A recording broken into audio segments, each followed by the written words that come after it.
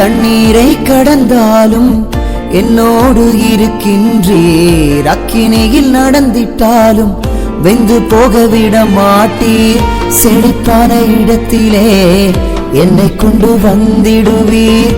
செழிப்பான இடத்திலே என்னை கொண்டு வந்திடுவீர். அக்கினியும் தண்ணீரையும் நன்மையாய் மாற்றிடுவீர்.